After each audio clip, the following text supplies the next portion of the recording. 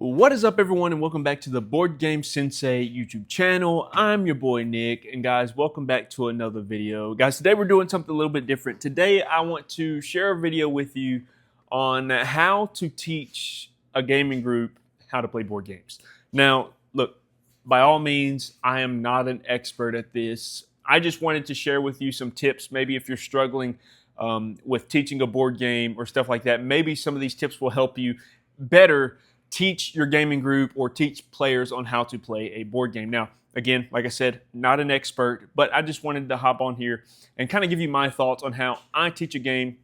And if you ever sit down to play a game with me, on how I would go through it and how I would teach it to you. So let's just jump right into it. But before we do, if you like what you see, hit the like button, hit the subscribe button, hit the bell notification, or don't do it at all. I'm just glad that you guys are watching. So how do you teach board games, or what is the method that you use to teach board games? Well, I'm going to show you mine, and I hope you guys enjoy this video, but let's go ahead and jump into step number one that I like to do, and that is you have to learn the game yourself. So before you even teach anyone else a game that you're playing, you have to play the game yourself. I mean, seriously, watch a playthrough, read the rule book, set it up by yourself. Hey, play it solo. Play it two-handed solo. That's what I do. If I'm going to teach somebody a game, I have to learn the game myself and know the rules good enough. And let me tell you this, nothing kills the excitement faster than someone constantly saying this, hold on, I have to check the rules.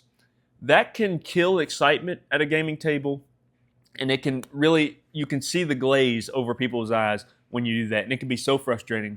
But sometimes you have people that ask all these questions and that want the answers right away. But that's why it's super, super important that you learn the game yourself. You have all the rules in your head. You played a few rounds of it, and it will help you as you are teaching games. You don't have to memorize every exception to a rule, but you should understand at least how a normal game flows and how it flows through that. So make sure that you learn the game yourself. And then once you learn the game, and it comes to game night, and you're ready to teach it, we're going to go into step number two, which is start with a theme. Now, some games don't have theme, but most games that at least I play, have a theme. Start with a theme. People will remember stories better than they'll remember mechanics. And the reason I say that is because I work that way. So if you were to sit down and try to teach me a game and just tell me the mechanics and just try to show me the mechanics and stuff like that, it's going to go right by my head. I'm going to have a hard time understanding you, hard time listening to you. But if you tell me the theme, you tell me what you're doing, what we're doing in the game, I will be locked in, I'll be engaged and ready to go. And so instead of saying stuff like this, right? Instead of saying collect cubes to gain resources, right? Try this. We're all building wildlife preserves, right? If you're doing a nature type game, or you could say we're surviving a zombie apocalypse, or if, for instance, if it's something like Townsfolk Tussle, you say we're all ruffians trying to go against the boss to save the town, or whatever it may be. But give players a reason for what they're doing so they can be engaged in the game, so they can have fun. So start with the theme. And then after you start with the theme, you open up with the theme, tell everybody what you're doing, then explain the goal. And make sure you explain the goal first, right? Because this is probably the biggest mistake that people make when they're teaching games, especially when I first started teaching games. This is probably the biggest mistake that I made. When I first started teaching board games, okay, I would go straight into the game, just teach all this other things, but then I'd completely skip over the goal. And my wife would be like, Nick, that's all good and all, but what's the goal of the game? And I'd have to backtrack, tell them the goal, and then you lose your group that way. So again, probably one of the biggest mistakes that I've made and I've had to learn and correct as I went on teaching games. But don't start with actions. Do not start with the actions. Start with the objective. What are we doing? What is the objective of the game? What is the goal, and how do we win in the game, right? Answer one question, and I just asked it. How do I win? How do we win the game? And that's going to take you a long way, because once you do that, everything else will start to make sense. For example, whoever scores the most victory points wins the game. Or if we defeat the boss, we win the game. We have to escape alive, like on Nemesis, right? To win the game. You have to complete objectives in order to win the game. And now, if you explain the goal first, now players will know why they're doing everything. And that can really help you, especially with new gaming groups, people who have never played board games before.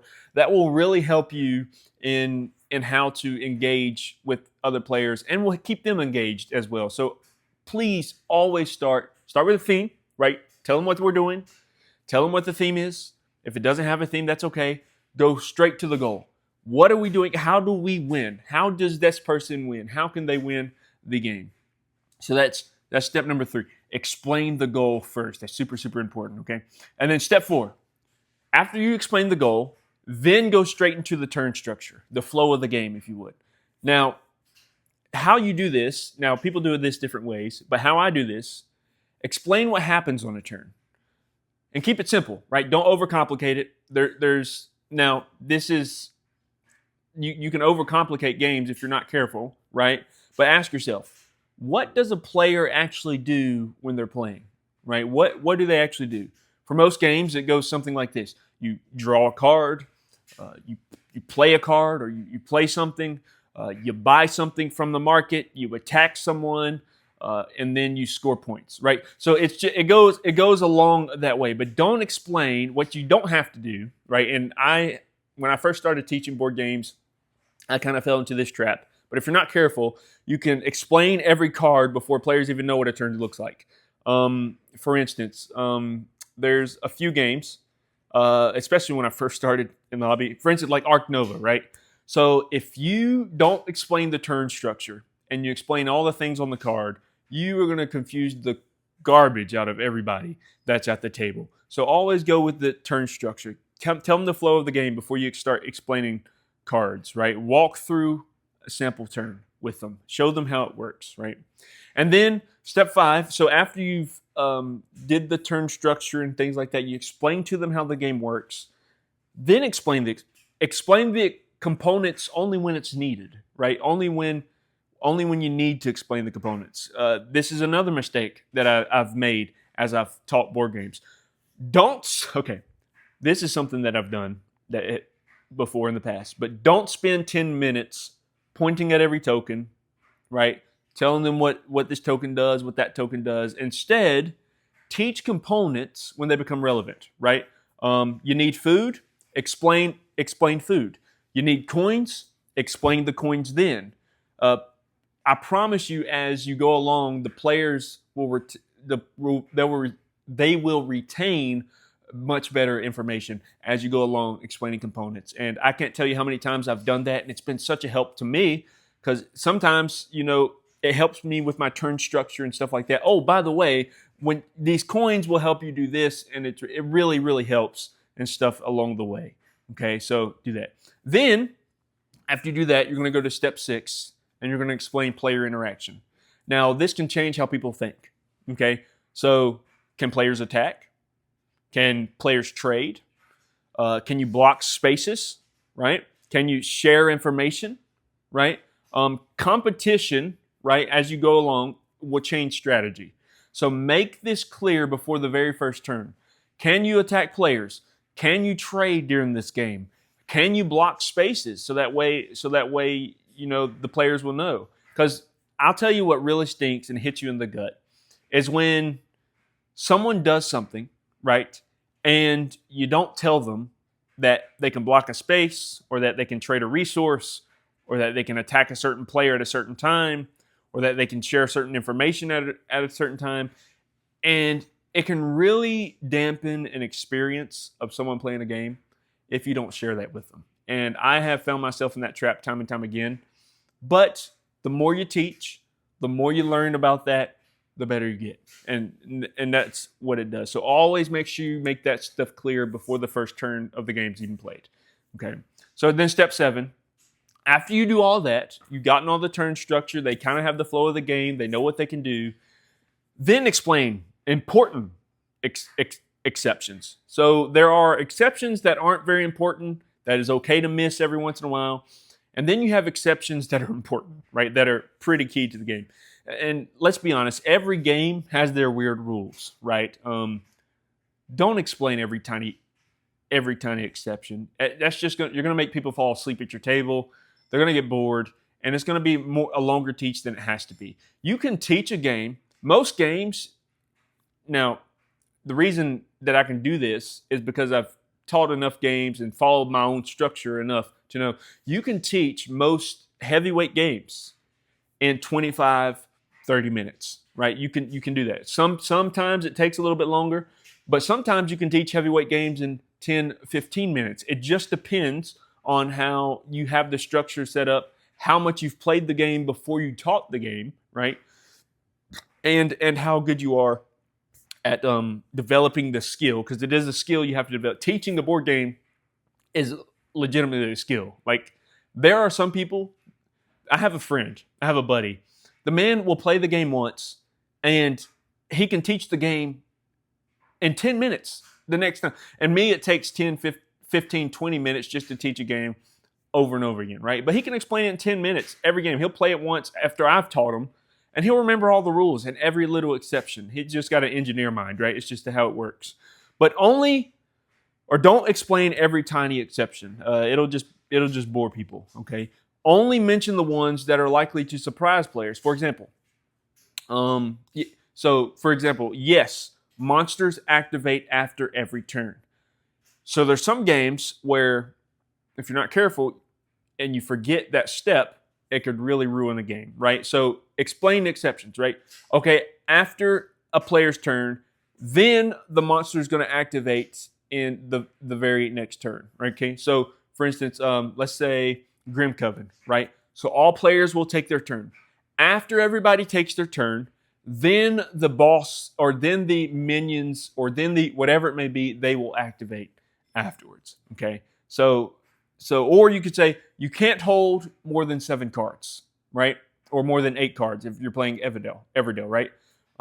Leave the rare situations for later, right? So you can kind of play with that a little bit, but make sure that you only mention the exceptions, the important exceptions that will likely surprise players, right? Like, oh, I didn't, like, for instance, they'll say, and I've had this, I didn't know that happens, and it really messes up players sometimes, right?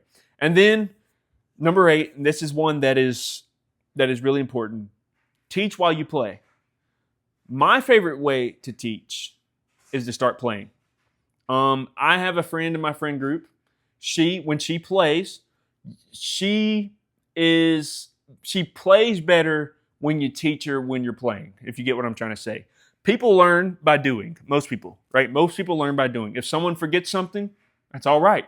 Remind them. Hey, you forgot to place your marker on that space. Hey, you forgot to collect your resource or whatever. Remind them what they're doing so that way they can get it. And then by the second, third round, then they got the flow of things. They're ready to go. They're good at what they do.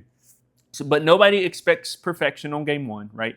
So when you teach a game the first time, they're not expecting perfection, but they'll know when the next time they play, okay, I have to remember to take my resource. I have to remember to play my card before I do this, and then they'll get it in your head. So always teach while you're playing, and that's my favorite way to teach, is to teach while I play.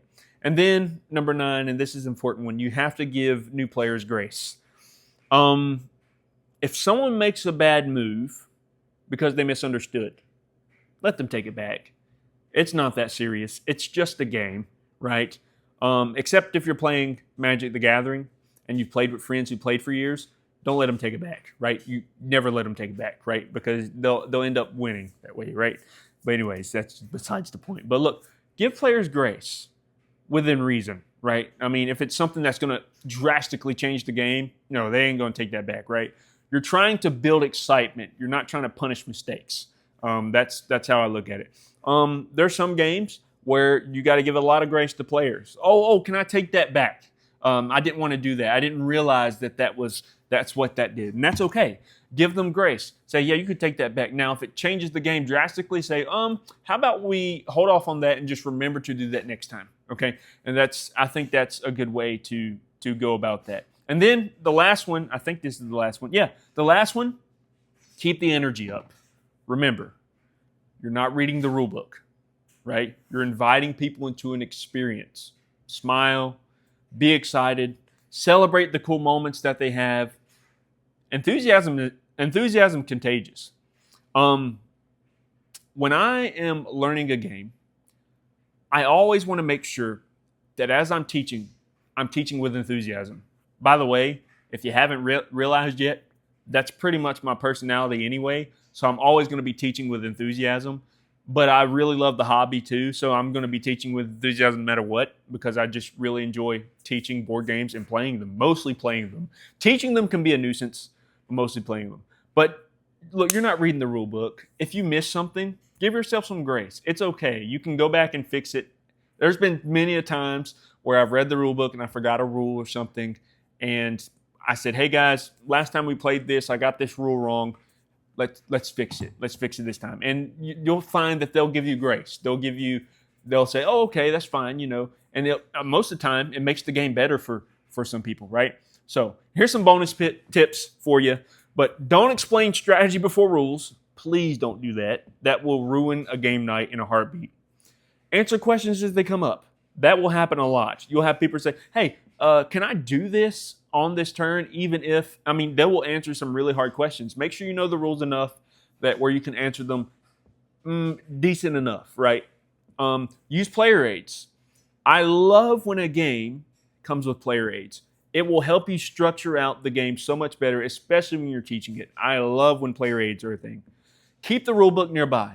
Now, just because you aren't teaching from the rule book, it doesn't, and look, some of these rules are 20, 30, 40 pages. If you're playing Elder Scrolls, it's a 100-page rule book. You're not going to remember everything at every moment. If a question comes up that is stumping everybody, play your turn. After you play your turn, wait till the next person to go, and then look it up as you're doing it. And then say, oh, by the way, let's start this on the next round. So that way you'll know, and that rule will be in your head for the next time.